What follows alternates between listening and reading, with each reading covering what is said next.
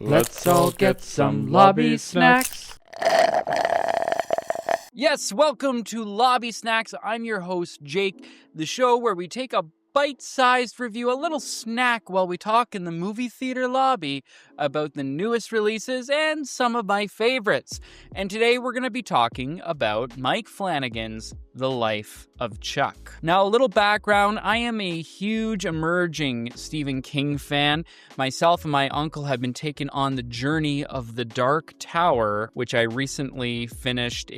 It was literally life-changing, and I'm so pleased to know that right now, anyways, that Mike Flanagan has a Dark Tower in his hands. Initially, you might be thinking going in, why would a short story like The Life of Chuck be adapted when there is so many other King stories that are so well known that have never been attempted, or maybe it was really bad, like The Dark Tower. But we have to remember that his short stories are a gold mine for nearly perfect adaptions. Talking to you, Shawshank Redemption and Green Mile, and one of my favorite movies of all time, Stand By Me, which was, of course, The Body. Now, The Life of Chuck comes from the book If It Bleeds, one of 4 short stories inside of there, most of which have been adapted, and The Life of Chuck was a COVID project for Mike Flanagan, a story that he was really passionate about. It released in theaters a few weeks ago, and it was only there pretty well for a week. It didn't have the strength of the juggernaut of everything else, but from what I saw, there was very good word of mouth.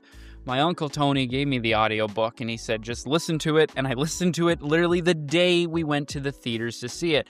And boy, am I glad that I saw this movie in theaters. To see this short story on the big scale from all the themes that it goes through that I'm going to talk about, it just contains multitudes, if you will, up on the big screen, all the ideas. It was so nice to see and really goes by the way of life that I try to live. Now, the audiobook itself was a very good listen. It was only around 2 to 3 hours, and if you have a chance to listen to it before you watch the movie, I'd highly recommend it because it's so rare nowadays that you listen to a good story and you see it adapted so well. What I mean by that is that this movie was made for book fans. This movie isn't going to resonate with everybody, but this is especially a win for book fans. The narration in the movie is word for word from the book, which is something you don't come by very often. And the reason is that, and I've studied film, sometimes you have to change things because the book does not adapt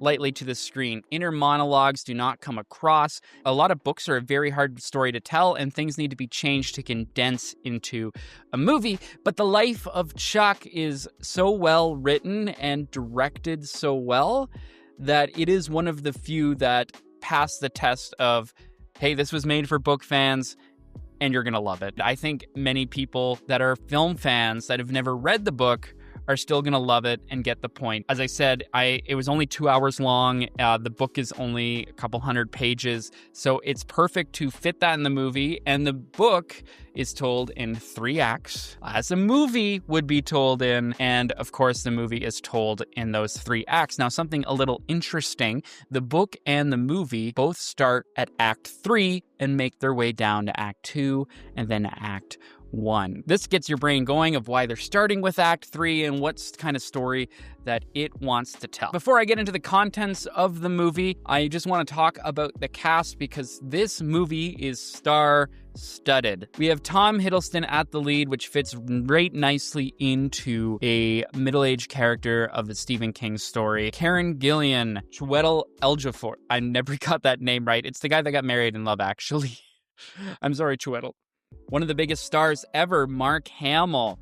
Ferris Bueller's girlfriend, Mia Sara. Every time someone pops up, it feels like, hey, I know that person from somewhere. Many Mike Flanagan staple actors, and one of my favorite little performances in this movie from Matthew Lillard himself. I grew up, of course, loving Shaggy. I just last year saw Scream for the first time, and even though the Five Nights at Freddy's movie left a lot to be desired, I think Matthew Lillard's performance itself brought that movie up tremendously. Everyone here is, in my mind, an A-caliber actor, and you can tell that they know that this movie isn't going to be the big box office success. It's not going to launch a franchise. It is going to be just loved by the cult fan base that is going to surround it.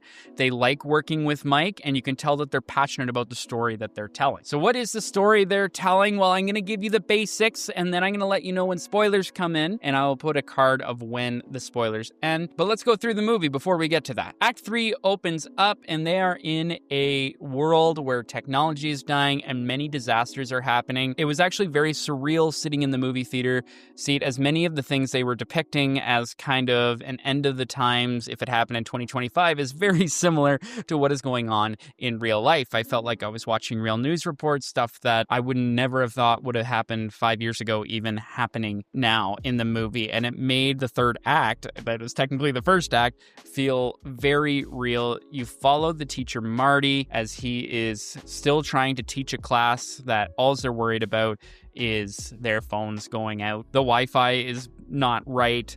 It keeps going off. And of course, all the parents from the parent-teacher meeting come in, complain about the internet going down and not about their own kid. Kind of maybe the world deserves to move on, if you will. One striking theme, though, is that everywhere Marty looks, there is a sign that says, "Thanks, Chuck, 39 great years." And it's a picture of Chuck, the character, Tom Hiddleston, which of course Marty has no idea who that is, at an office. Doesn't understand what 39 great years meant. He thinks it may be an old picture because the person himself looks 39 years old. He's trying to reconnect with his divorced wife, who's played by Karen Gillan, who will actually get along better with each other since their divorce. And with all this impending doom around them, they are very unsure of what is next and if they even have each other to rely on in these dark times. Matthew Lillard plays the neighbor, and he's in it for a very short period amount of time. They see the skywriting in the sky and have a very close and intimate conversation where Matthew Lillard was pretty scared of what was happening in the world, and I actually think this performance here deserves a supporting actor Oscar. I don't think it's going to happen. I don't even think a nomination is going to happen, but I was just so moved by this one scene that happens in the movie. Of course, throughout this all, there is more and more signs of the world ending by this picture of Chuck. Thanks, Chuck. 39 great years. Act 2, of course, starts with the character we've been waiting for, Chuck. All this mystery surrounding him. He has cancer, and it takes place a few months before he finds out about this cancer diagnosis. As this movie goes on, you're trying to figure out more and more about Chuck as it kind of goes backwards into his life. You see him just spontaneously dance in this huge crowd of people, something that a businessman with a briefcase is unexpected to do. It is one of the greatest dance scenes I think I've ever seen in cinema, which is saying a lot because I love La La Land. It is such a motivational and charming scene, especially with two characters who have been going through a lot in their life and you just meet them. The whole scene just puts a lot of hope into you, and then it kind of moves on into Act 1, which is Chuck's childhood, where after his parents passed away, he's being raised by Mia Sara, his grandmother, and his grandfather, Mark Hamill, who gives him a lot of wise words. But Mark Hamill has some skeletons in his closet, or should I say skeletons in his cupola upstairs, which Chuck is fascinated by the whole movie of why he's not allowed to go up in there. There are some very cute Stephen King isms in this act, riddled throughout. That charm that you see from the kids from It is all over the place here. There is some little scary story, a really shy kid that has to be his true self, some lessons that he has learned from his family to really show the world what he got and overcome his fear. The movie ends with the reveal of what's in the cupola,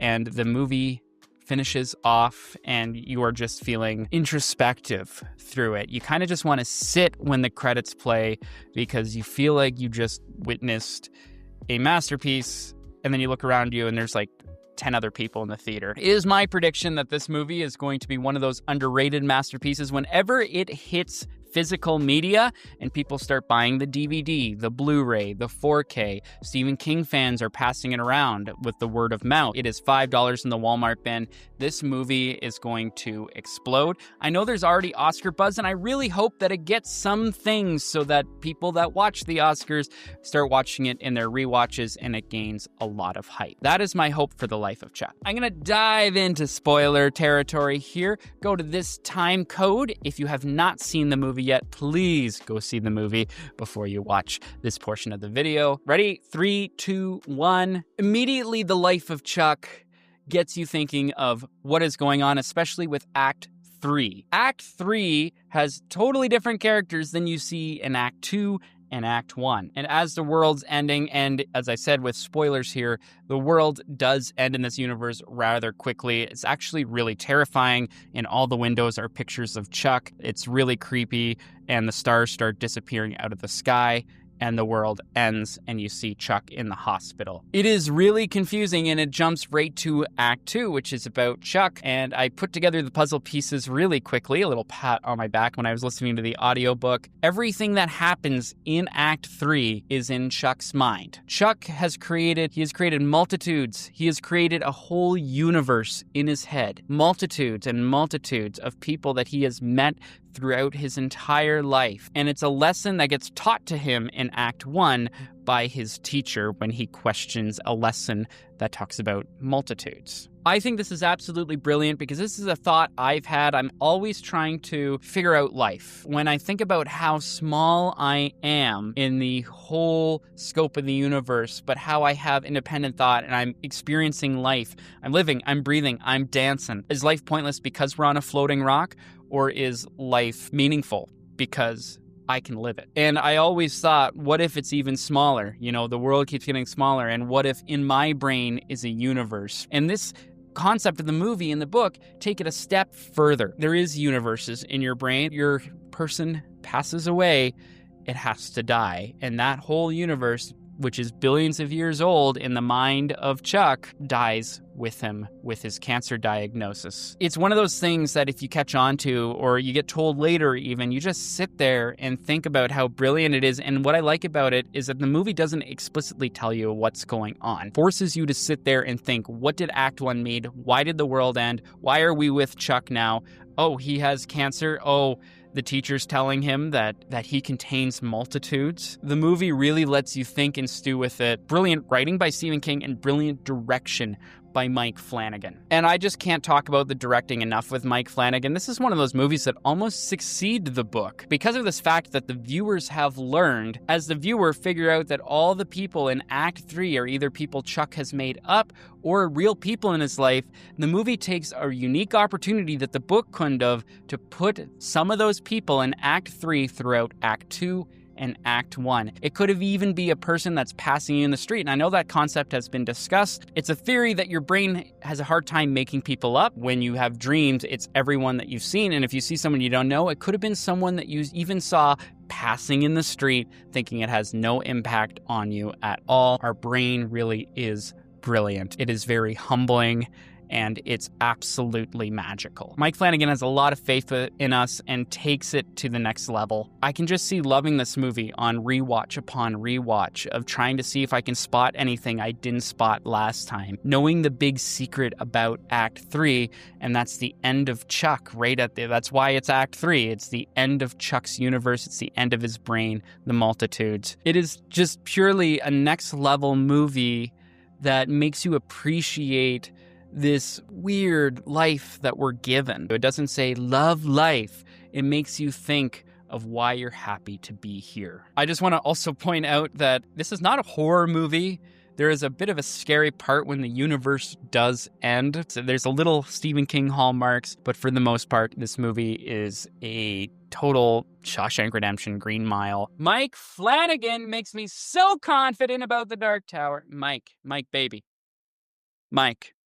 Get me on that set. I'll be your Eddie. No, I don't think I can play Eddie, but I need to help out. I'm a film student.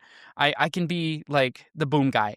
Get me on that set, Mike Flanagan. I need to help out with The Dark Tower when that gets going. You made such a brilliant movie, and it really made me think about just everything. And I think your direction is so subtle, but really effective. You know the importance of making a movie that casual moviegoers will love while balancing the book people. I'm a book people, and it was just one of the most thrilling things in my life to see a book so faithfully adapted and also add more to it that I'm not complaining about. But that's it for the spoilers. Welcome back for those of you who skipped the spoiler section. If I can say anything about this movie is if you're going through a really tough time right now, life is difficult and it's hard to understand your place, especially if it seems like nothing is going for you. I know that people tried to shove different medias down your throat. Read this self-help book, watch this movie about mental health. This movie isn't that. This movie actually portrays a lot of life-ending scenarios. However,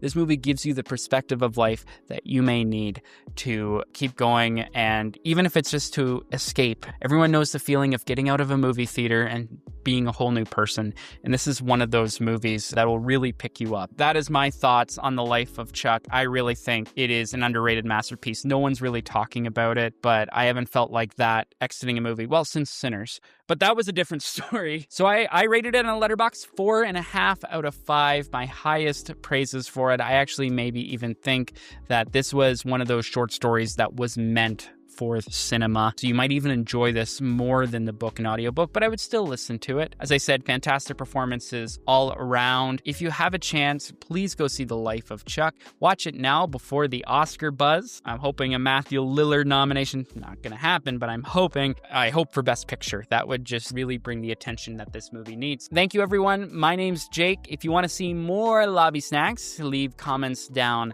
below. Did you like this movie? Did you think it was as good as the book? Did you not like this movie? What is your critiques about this movie? And what was your interpretation of Act 3? You can leave that all in the comments below. And if you're like me and you just love this movie, I know us Stephen King fans love to gab. Mike Flanagan, put me in the Dark Tower. Come on. I'll be a production assistant. I will see you guys in the next video. Bye. We all ate some lobby snacks.